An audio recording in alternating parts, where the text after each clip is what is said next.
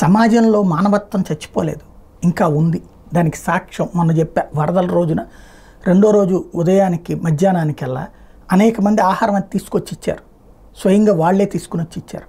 తర్వాత ప్రభుత్వం వచ్చింది ఫస్ట్, అలాగే చాలామంది పబ్లిక్ చేశారు. కాబట్టి ఇక్కడ ప్రజల్లో అది ఒక ఎత్తు. ఇప్పుడు మెకానిక్లు ఉచితంగా పనిచేస్తున్నారు, చాలామంది రిపేర్లు చేసి పెడుతున్నారు. నిజంగా వాళ్ళకి చేతులు ఎత్తి దండం పెట్టాలి.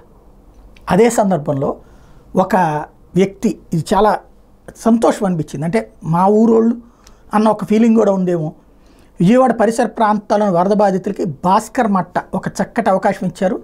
ఓ నెల రోజుల పాటు కంప్యూటర్లు కానీ ల్యాప్టాప్లు కానీ ప్రింటర్లు కానీ రిపేర్ వస్తే ఫ్రీ సర్వీస్ అందిస్తానని ప్రకటించారు. ఎందుకు? వరద ప్రభావిత ప్రాంతాల్లో ఉన్నటువంటి వాళ్ళే ఇవన్నీ నాశనం అయిపోయినటువంటి నేపథ్యంలో మొత్తం పాడైపోయిన వాటిని కావాలంటే కొత్తగా వాళ్ళ దగ్గరే తీసుకుంటే సంవత్సరం పాటు ఫ్రీ సర్వీస్ చేస్తానని కూడా ప్రకటించారు. ఇది లీడ్ కంప్యూటర్స్ అండ్ సర్వీసెస్ విజయవాడకి సంబంధించి. ఇదేదో మన గేట్వే హోటల్ ఆపోజిట్ బందర్ రోడ్లో ఉంటుంది, అక్కడ ఈ సంస్థ ఉంది. ఇలాంటి ప్రకటన అన్నటువంటిది చేయడంతో పాటుగా అలాంటి ఉద్దేశంతో, మంచి ఉద్దేశంతో చేస్తున్నందుకు ఆయనకి అభినందనలు.